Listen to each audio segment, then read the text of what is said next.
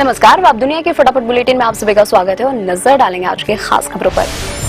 बांग्लादेश के पूर्व प्रधानमंत्री शेख हसीना के बेटे साजिद वाजिद जॉय का दावा, लोकतंत्र बहाल होने पर शेख हसीना बांग्लादेश वापस जाएंगी। आईएसआई पर लगाया अशांति फैलाने का आरोप। बांग्लादेश में जारी बवाल के बीच भारत के विदेश मंत्रालय ने कहा, हमारे लिए बांग्लादेश के लोगों के हित सर्वोपरि है। वहां की स्थिति लगातार बदल रही है, हमें बांग्लादेश में जल्द ही कानून और व्यवस्था बहाल होने की उम्मीद है। बांग्लादेश के पूर्व प्रधानमंत्री शेख हसीना सरकार के पतन के बाद बांग्लादेश में हिंसक घटनाओं में 230 से ज्यादा लोगों की मौत। जुलाई मध्य में आरक्षण विरोधी प्रदर्शनों के शुरू होने के बाद से हिंसा में मरने वालों की संख्या बढ़कर 560 हो गई है।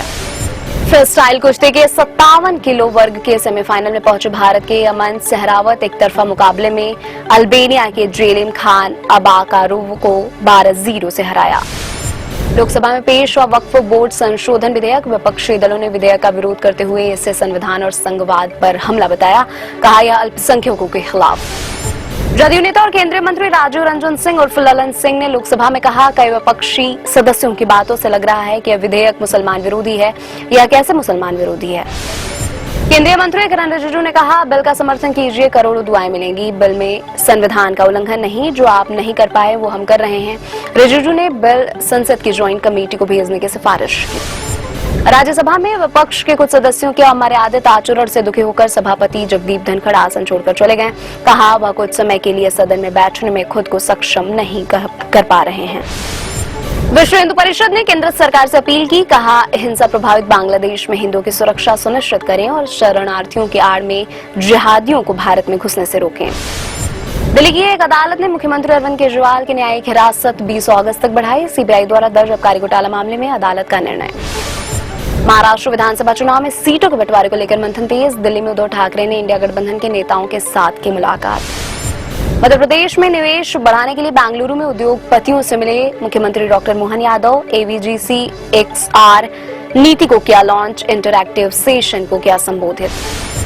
टिफिन टॉप के नाम से प्रसिद्ध नैनीताल का एक लोकप्रिय पर्यटन स्थल डोरोथी सीट देर रात भारी बारिश के कारण हुए भूस्खलन में ढहा। उप जिलाधिकारी प्रमोद कुमार ने बताया, देर रात करीब 11 बजे टिफिन टॉप से बड़े बड़े पत्थर नीचे गिरने लगे। पश्चिम बंगाल के पूर्व मुख्यमंत्री बुद्धदेव भट्टाचार्य का निधन, वह 80 वर्ष के थे। मुख्यमंत्री ममता बनर्जी ने भट्टाचार्य के निधन पर दुख व्यक्त किया। रेसलर विनेश फोगाट को लेकर राज्यसभा में हंगामा, कांग्रेस की चर्चा की मांग। सभापति जगदीप धनखड़ ने लगाया अपने अपमान का आरोप। टीएमसी सांसद डोरेक ओब्रायन से नाराज हुए धनखड़। पेरिस ओलंपिक से डिस्क्वालीफाई होने के बाद रेसलर विनेश फोगाट का कुश्ती से संन्यास। सोशल मीडिया पर लिखा, कुश्ती जीत गई, मैं हार गई। संन्यास का फैसला बदलने की appeal.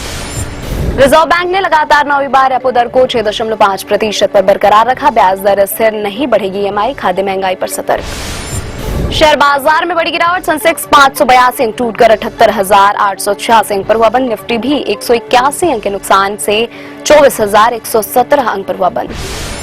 South actor Naga Chaitanya ने की शोभिता धूलिपाला संग सगाई। नागा चैतन्य के पिता नागार्जुन ने सोशल मीडिया पोस्ट पर शेयर करके कपल को दी बधाई। 2021 में समांथा से अलग हुए थे नागा चैतन्य। काम नहीं मिलने पर छलका कुमार सानू का दर्द, बोले लोग सम्मान तो देते हैं, हमारा गाना भी सुनते हैं, मुझे नहीं पता हिंदी फिल्मों में गानों के लिए मेरी आवाज का उपयोग क्यों नहीं कर रहे हैं। कुमार सानू ने आखिरी बार साल 2018 में आंख मारे सॉन्ग को दी थी आवाज। ये थी आज की फटाफट बुलेटिन और ऐसे ही ताजा अपडेट्स के लिए बने रहे हमारे साथ, यानी कि विजिट करें आप दुनिया में।